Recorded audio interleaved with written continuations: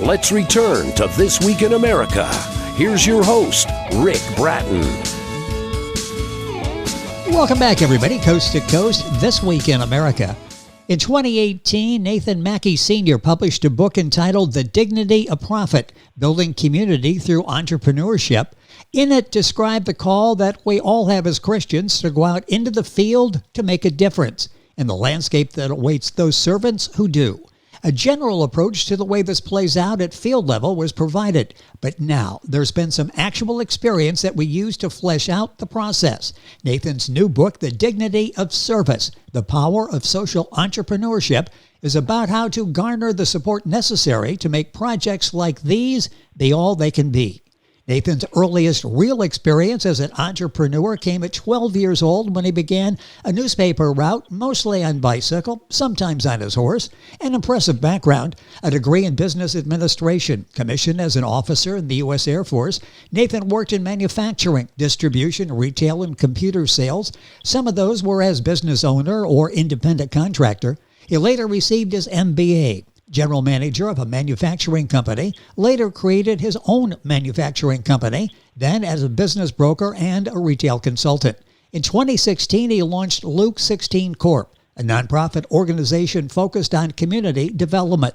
Nathan Mckie Sr., author of The Dignity of Service, The Power of Social Entrepreneurship, our guest on This Week in America. Nathan, welcome to the program. It's great to have you with us.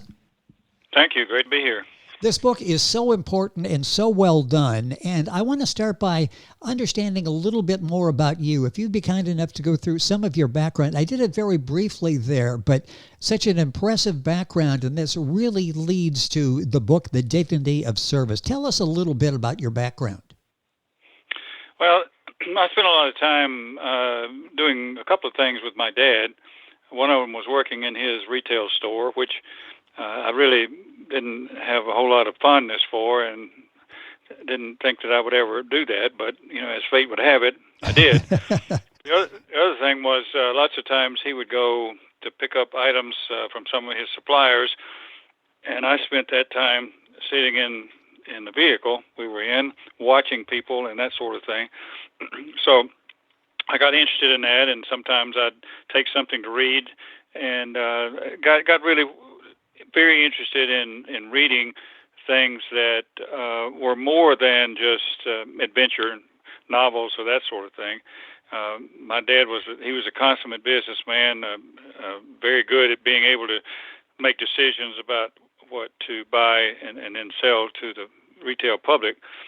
And so some of that started to come back to me as I got out of college. I spent 4 years in the Air Force, and then went back and, as you had mentioned, got my MBA after that, and that carried me a lot of places. But I kept going to work for people who just didn't seem to get it. And sometimes you can share that, but unfortunately, or fortunately for me, the folks were not welcoming what I had to say to them. So I decided that I would do it for myself. I was working for a hardware distributor at the time, a very old company. In fact, I got the job mainly because my dad had purchased from them when he had his store, and so it was a good experience. And but they were still kind of stuck in some of the ways that hadn't been used Yes. Of recent times. I mean, they were fine at the time when they first came out, but so I got into business with my own home center, they call them. It's kind of like Lowe's or Home Depot, those types of situations. Yes. Fell in love with the concept, and one of the things I really liked about it was that I was hands-on with people. I could wait on customers, and I could deal with other people that worked for me and that sort of thing, and I really enjoyed it. But I had a real unsettling sort of thing that happened, that my partner was not able to live up to some of the commitments that he was supposed to have, and the thing ended up in court because of the way the bank was sort of doing it as well. And when I got through with that, I thought, I can't be the only person on the planet that has had this type of experience. I guess I really was an entrepreneur and didn't know it at the time because I had, you mentioned my taking the newspaper route, and I found out that it really is business. It's not just riding around throwing newspapers Exactly. at people. But so I thought, well, that might be a good thing for me to do, to share with people. And then the more I thought about it, I thought entrepreneurs they're kind of mavericks, and there are a lot of people who get into business because they have a passion or they have some idea of getting rich, which usually is not the case, but they don't really want someone else to tell them what to do. So I thought, well, that's not going to work. So I just sort of put that back in the back of my mind and thought, well, maybe someday people will be interested in what I have to say to them about my experience and what I have learned through other different things that I've been involved in a business setting. So that's that kind of got me interested in where I am today. I'm as retired as I'll ever be, but you mentioned Luke 16 Corp. I'm in process of doing some things with that. It is a nonprofit, but we're using that as a way to fund for-profits.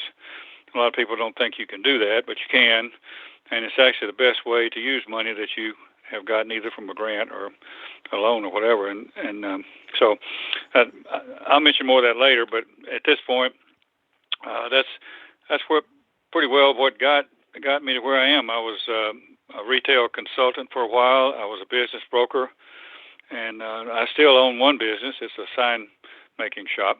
I've had that for almost 20 years now. It's just a little extra thing that helps put food on the table, and it also gets me connected with a lot of businesses that, and see what they're doing. It's interesting, all of that background, you called on all of that for what you're doing now. The name of the book is The Dignity of Service. We'll get into this here in a second, The Power of Social Entrepreneurship. Our guest is the author, Nathan Mckie. That's spelled M-C-K-I-E. Book available. The publisher is stratton-press.com. Available at all the usual places. Nathan's website is dignitytrilogy.com. We'll give you that as we go throughout the program. What exactly happened, Nathan, that made you decide to write this book? What's the motivation to write The Dignity of Service?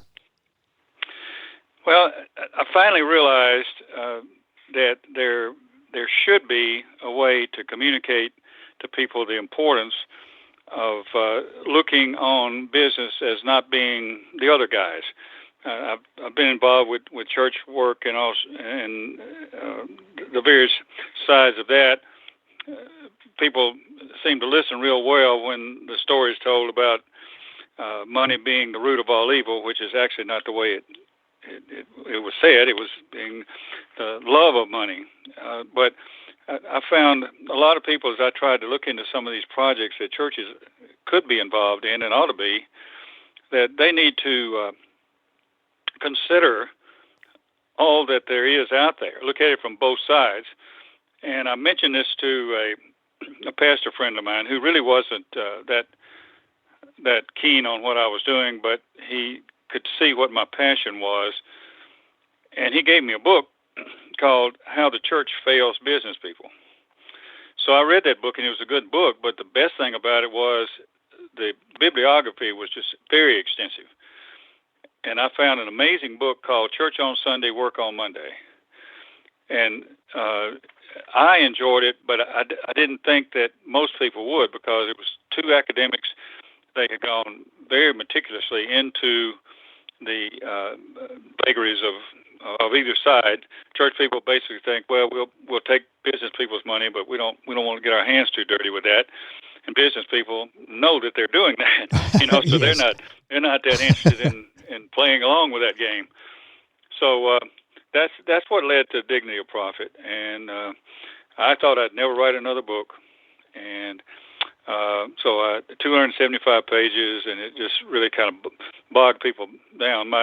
my late wife said I should have turned it into a textbook, and maybe that would have been good. But I was just trying to figure out ways to get that point across. Yes.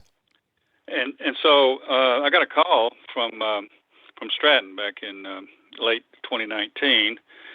They wanted to redo the book, and I said, well, I don't know that I want to do that. I've got a few copies around here I'd like to sell, for one thing.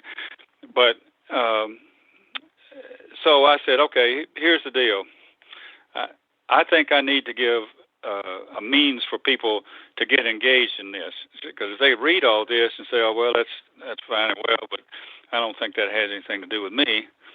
But the more I delved into what it means to be gifted, not talented, but gifted to do something.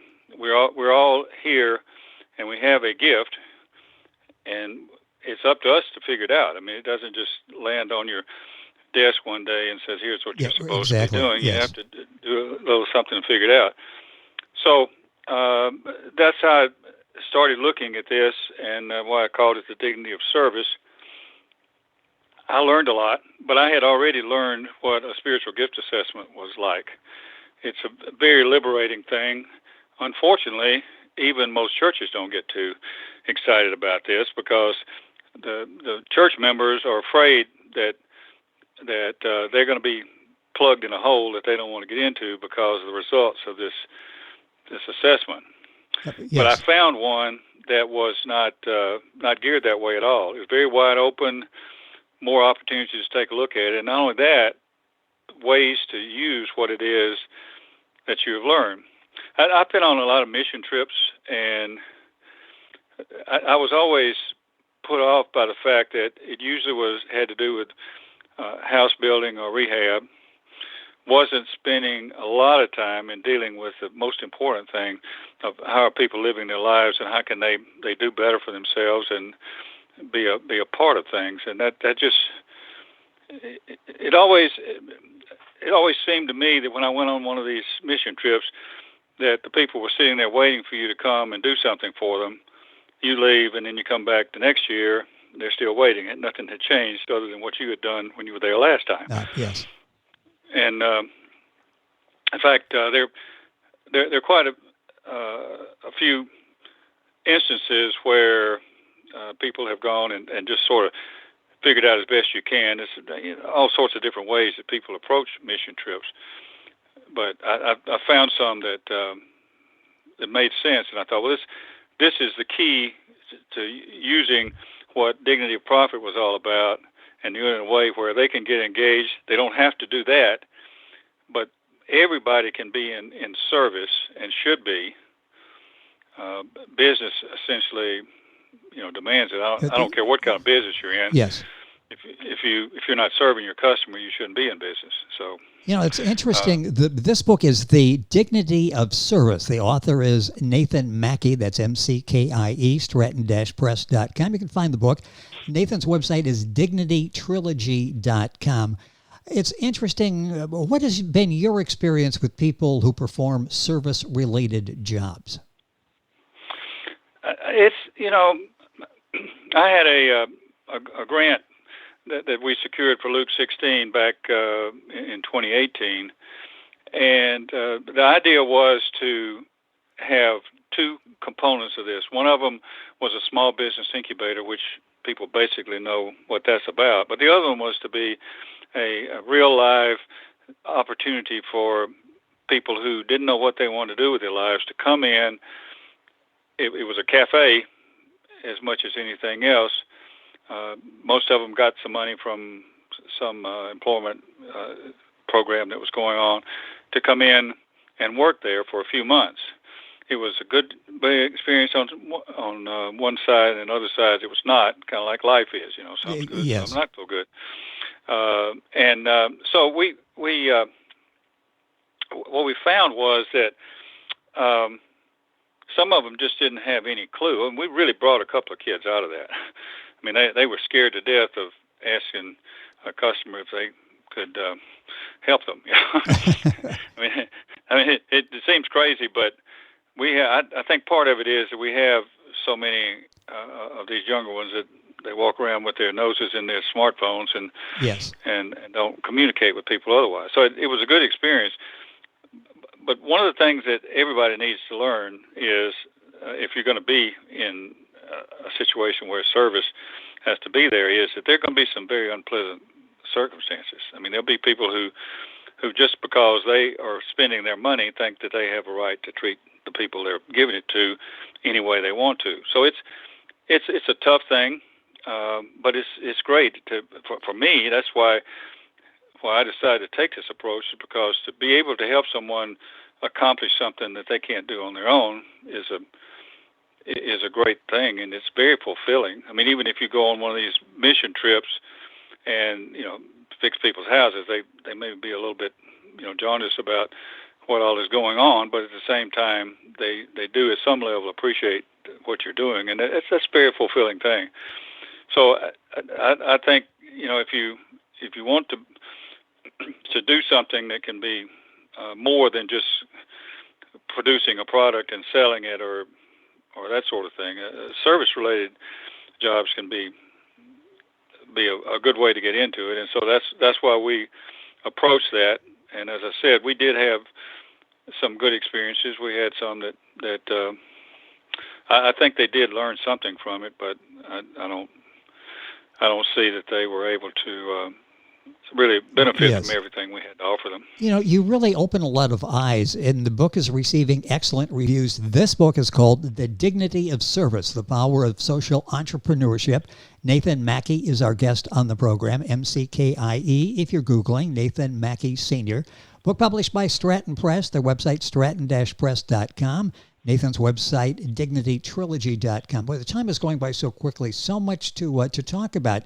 Interesting when you think about it. How does a person decide they want to be in service to others? Talk about that decision-making process. I believe it's a calling. Of course, the key to that is you're going to have to be paying attention to what's going on around you. I mentioned the spiritual gifts assessment. That's one way to see if that's how you're wired to do it. But the other thing is that I've gone on some of these websites where someone will ask a question that's related to entrepreneurship or being in business, and they want to know, how do I know which one to get into, or how do I know whether I even want to be in business?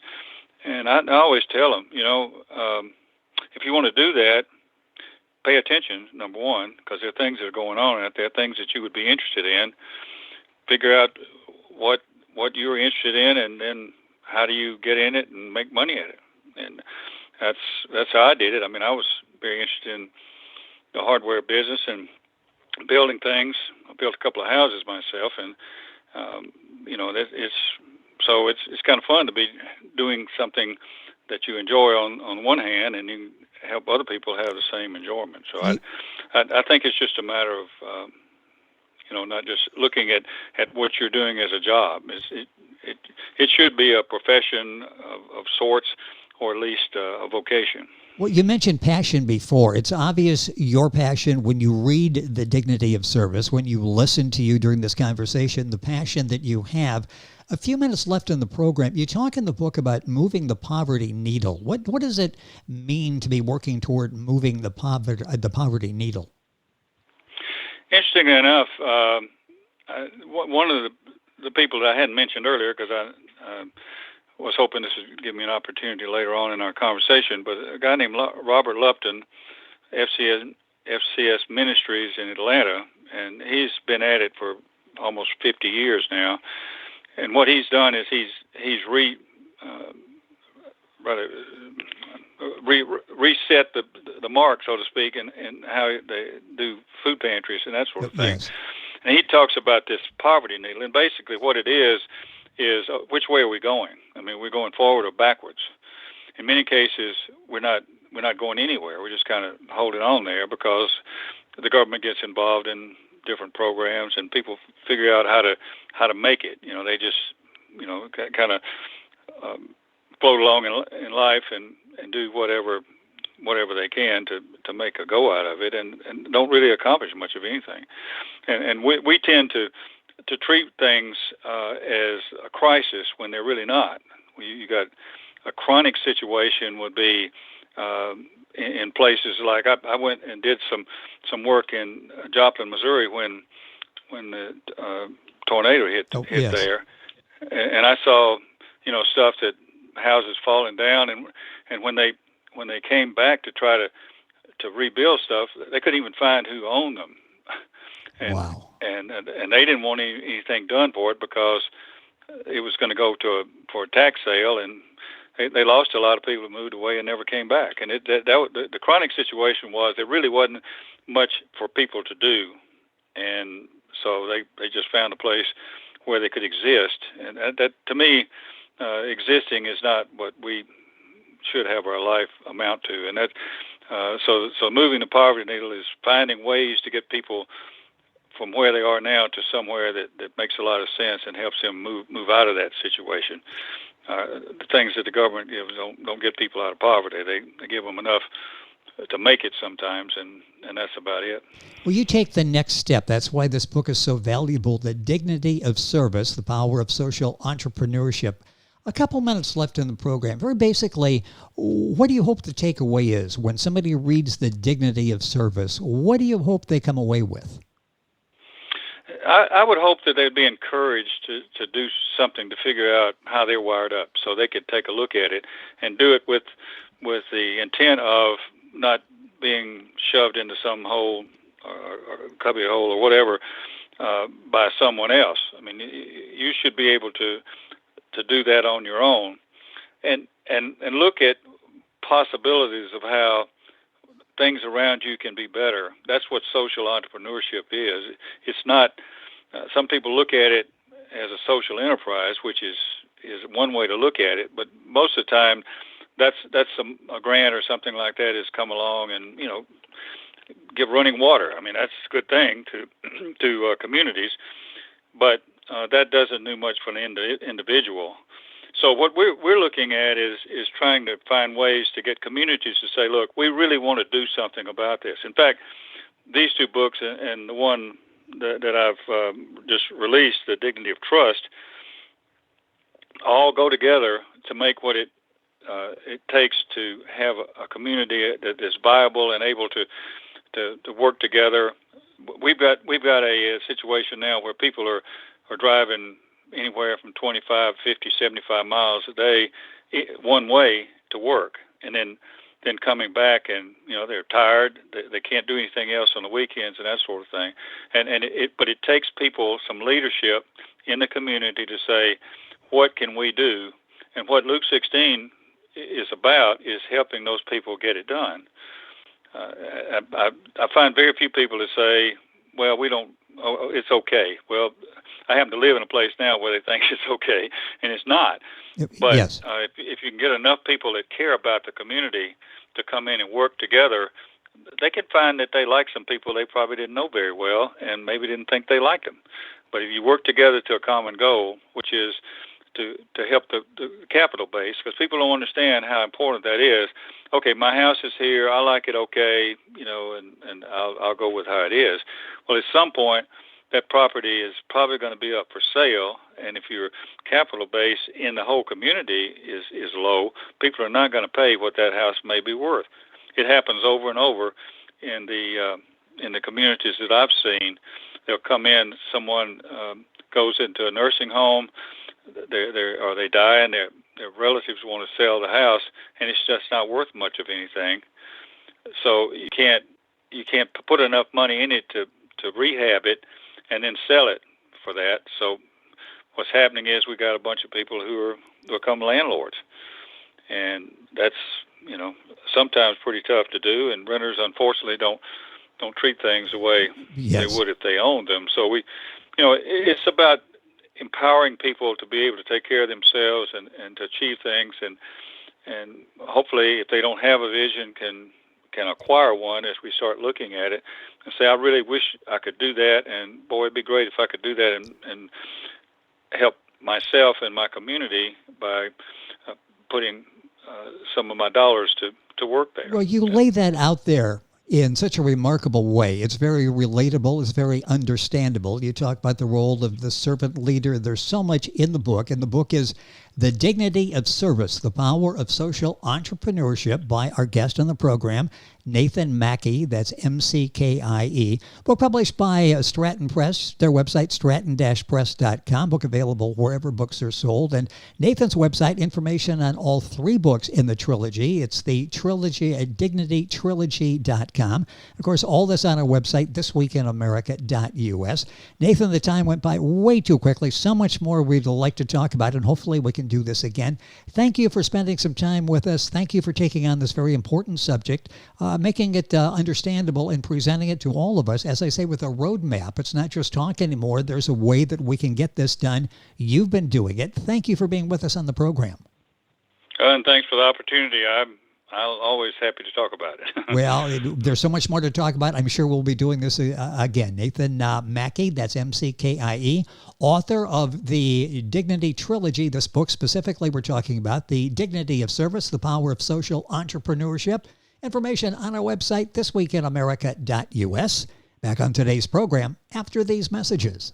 This Week in America is online. You can visit our website, thisweekinamerica.us. Scott Pinkerton, Associate Producer of This Week in America. Jay Anderson, Segment Producer. Ben Watson, Webmaster. Otto Bechet, Director of Engineering and TV Production. This Week in America produced and is a trademark of Blue Funk Broadcasting, LLC. For information on all of our guests and to listen to this week's show, our website again at thisweekinamerica.us. And I'm Sean Bratton, Executive Producer of This Week in America.